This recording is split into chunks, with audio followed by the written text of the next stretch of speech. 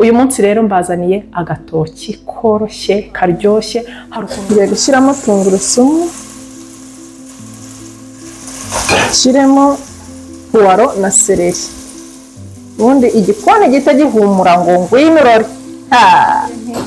Aka gatoki ndakagutuye, ntago ndi umuntu ukunda igitoki mu buzima bwanjye, sinigeze nkura nkirya, ntago nkikunda namba ariko umuntu yaje kunyigisha ukuntu ateka igitoki, nawe abinyigisha gutya ndabifata, ariko iwacu 3 cyangwa 4 mu cyumweru duteka igitoki kubera ukuntu cyaje kuryoha. Abantu babona igitoki cyatangiye gusa umukara bagakuraho utu tuntu, sinzi niba muri video muri utu tuntu mukadukuraho ndabinginze. Baba muri guta amafibre ari mu gitoki kandi ariyo y'ingenzi kuri twe. Impamvu dushyira hejuru ntitugaragure, twirinda ko ubunyobwa bushirira butarashye, niyo mpamvu mbushyiraho hejuru singaragure. Dushyiremo sardine yacu rero, ubunyobwa bwahiye. Wow. Oh la la. Umva nakamarira.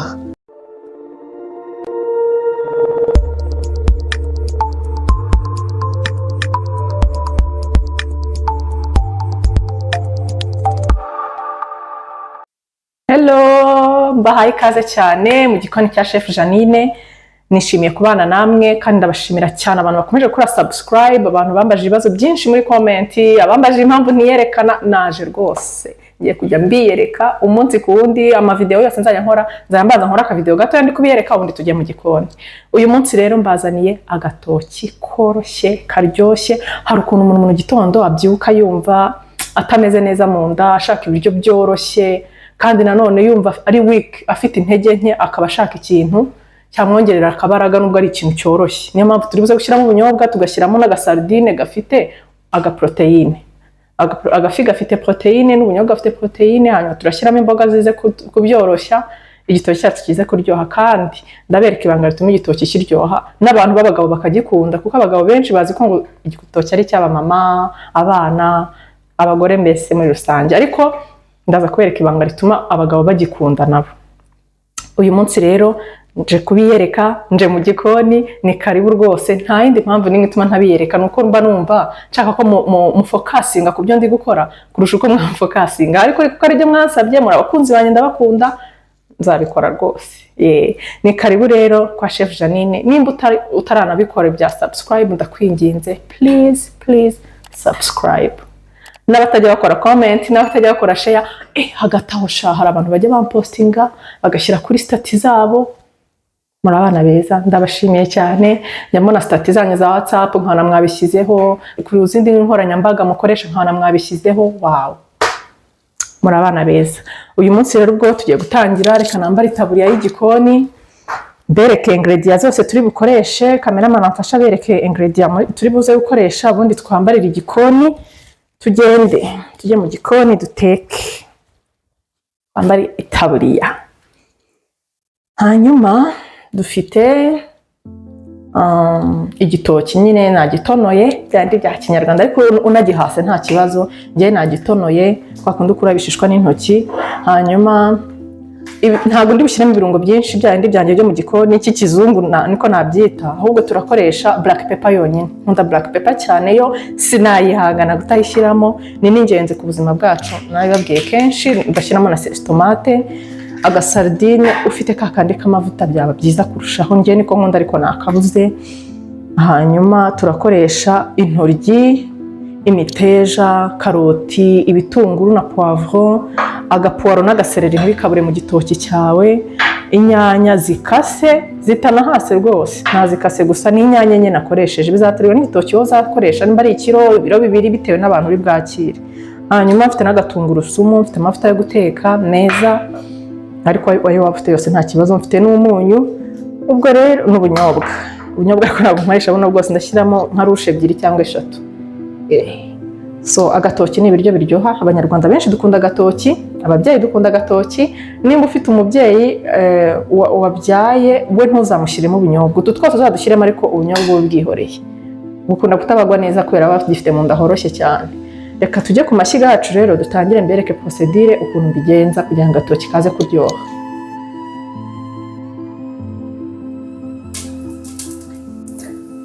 ndabanza nkakaranga intoryi zonyine kugira zifate irange neza. Sinkunda intoryi zidafashe irange pe, nkazikaranga zikabanza zigafata akarange, hanyuma ibindi byo nta kibazo. Iyo zifashe irange rero nzikuramo kugira zitaza gutondekara, hanyuma nkaza guhita nkaranga ibindi. Reka nzireke zifate akarange, kanzubikemo neza.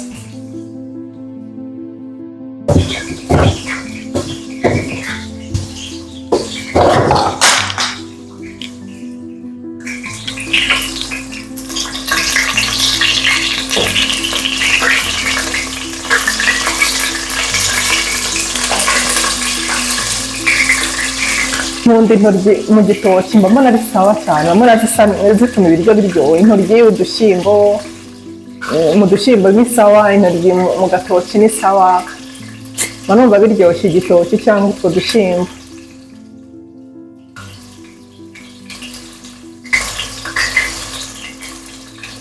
Utwo njya nzikaranga gutya gusa nkashyiraho akunyu nkazirya.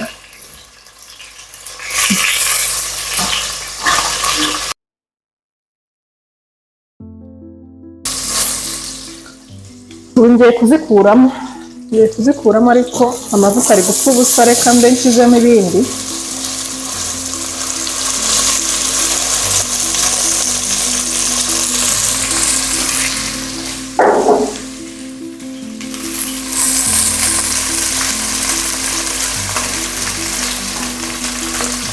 hanyuma reka nzikuremo.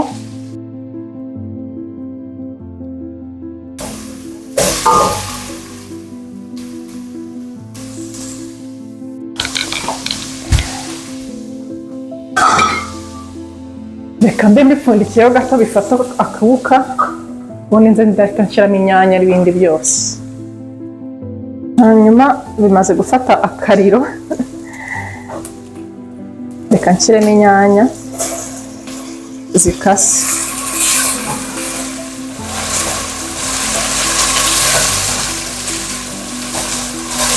Nizo nziza, inyanya zikase zigira icyanga.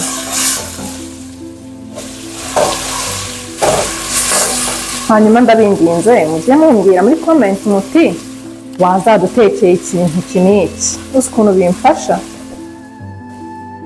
biramfasha cyane. Hari umuntu wambwiye ngo arashaka ko nzamutekera isosi y'amagi irimo ikibiringanya, kuko nari navuze ko nabyo njya mbikora. Reka nzabibereke undi munsi.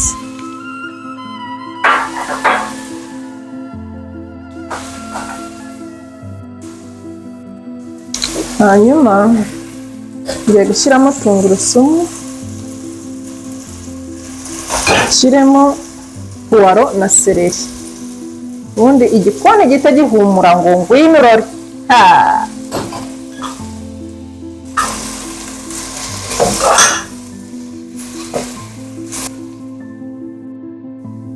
Nabyo ngiye kuba mbipfundikiyeho gato, izi nyanya zibanze zishye, hanyuma mpite nshyiramo sesitomate.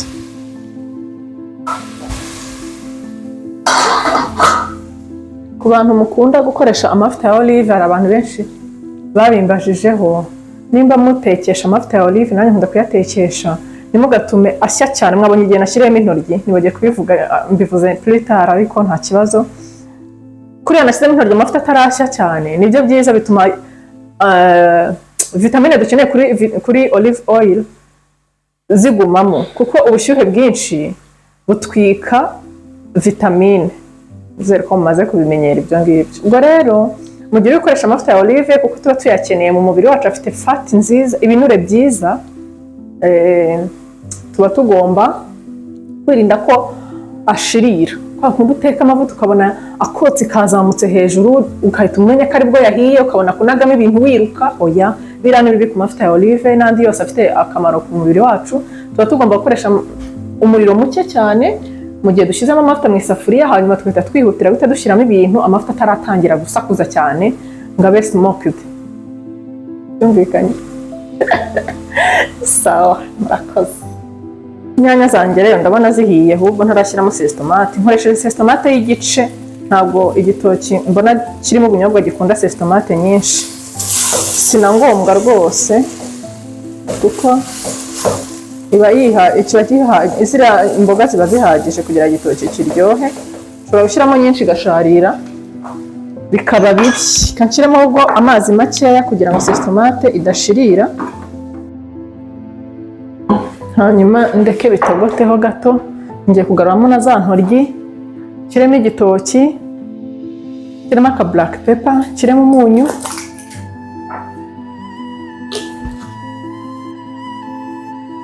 ubundi biraza gushya neza. Duhita dushyiramo n'ubunyobwa,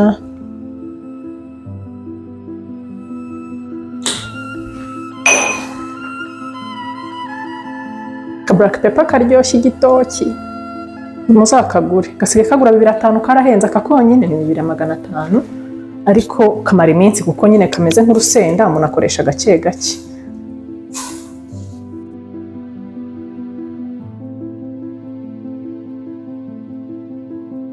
Gusa no mu Nyabugogo batanga ku manusu, ibiro, irobo. Uguze akarobo kayo kagura 250, kandi kaba ari kenshi cyane kurusha akako mu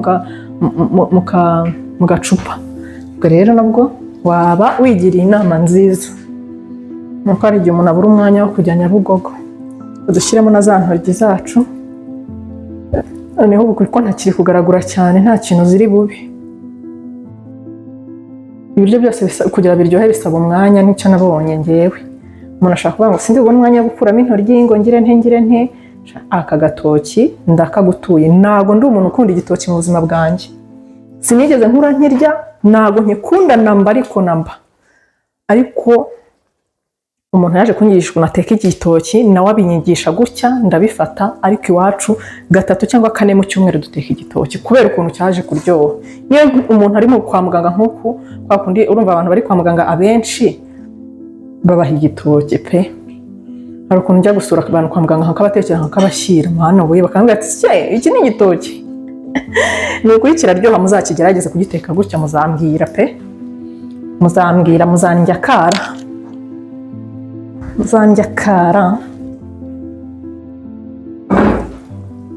Abantu babona igitoki cyatangiye gusa umukara bagakuraho utu tuntu, sinzi niba muri video muri utu tuntu, mukadukuraho ndabinginze. Baba muri guta amafibre ari mu gitoki kandi ariyo y'ingenzi kuri twe. Nubwo yabishoboka umuntu yajya gitogosa, cyamara gushya kiriho ibishishwa umuntu akagira,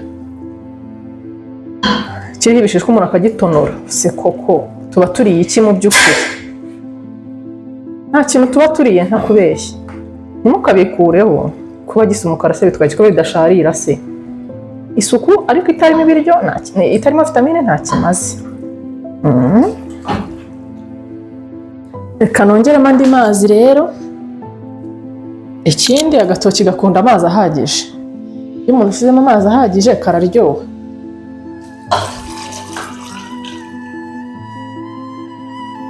Ntorora mukanya kiratogota kabiri, mpite nzanshyiremo ubunyobwa.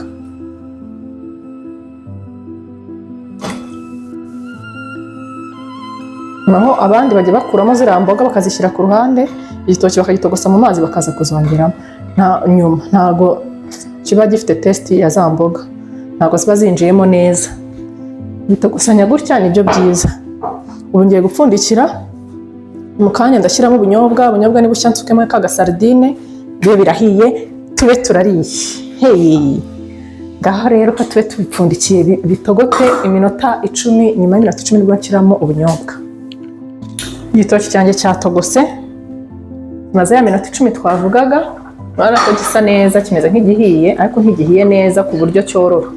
Ubwo rero mpita ntangira gushyiramo ubunyobwa, mbunyushije mu ntoki zanjye kugira ngo twa tuntu tuba turi mu bunyobwa dusa n'utubule tuvemo, hanyuma nkashyiramo ubunyobwa. Ntabwo ndi buhite ngaragura, mbushyiramo nkabyihorera.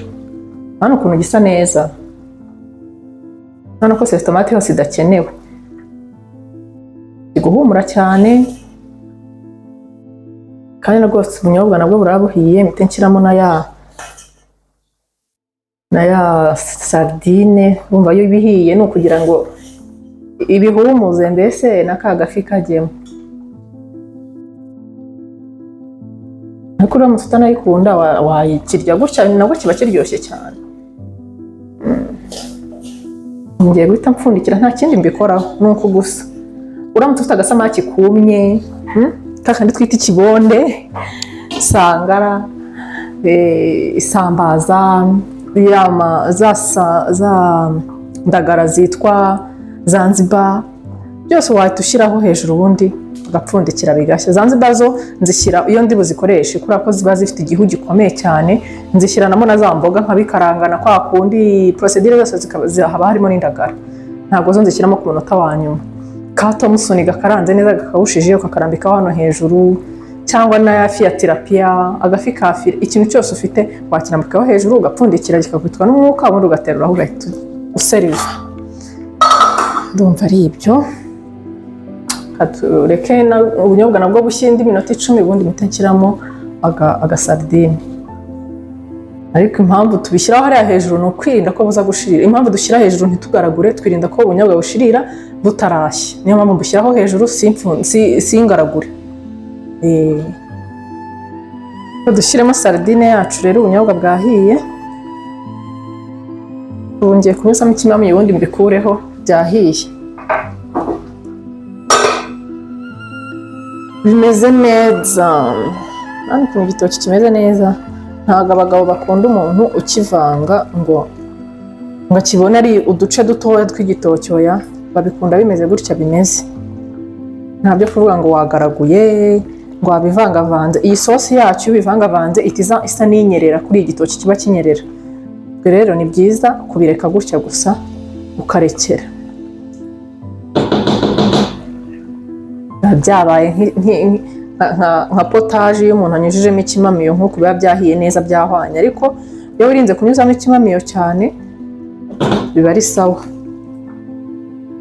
Kugira ngo bidashirira, katurekere tubiterureho ubundi dutestinge twumve uko bimeze. Muze twarure turye rero, dutestinga agatoki kameze neza, gafite isosi yacyo. Igitoki gifite isosi yacyo, ntabwo cyumagaye. Umuntu ku buryo yarura agatoki afite n'agasosi agenda ayoresha amira.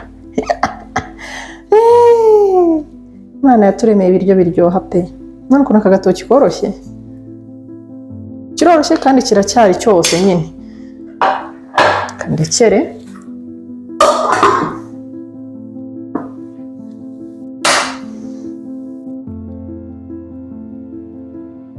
nje gufata ifoto.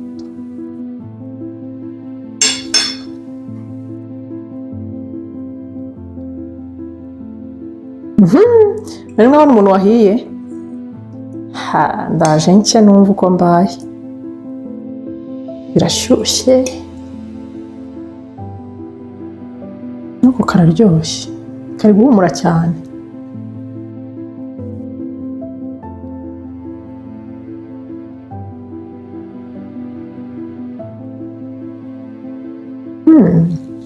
Wow. Oh la la. Mba nakamarira. Namarire kuri video. Araryoshye. Kandi sinkunda igitoki mu buzima busanzwe, ariko aka ngaka karyohanye.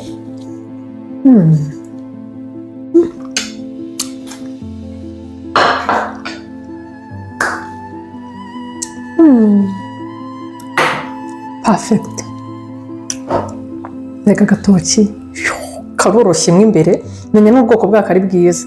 Wow. Mwakoze cyane kurikira video kugeza irangiye rero. Naho ubutaha mu yindi video, kandi mwihangane mumbwire no kuri muri comment ikintu mwifuza ko nzakora. Bimpa motivation, bituma mvuga nti wow, reka mbakorera ibi bifuje, reka mbakorera ibi. Urabona ko biri kugenda biza ndi kunyara nkore ibintu mwansabye. Rero reka mbareke, muri kumwe na Chef Jeannine. Please subscribe, share. Nukundi video kandi kuri kara kantu kameze gutya ka like.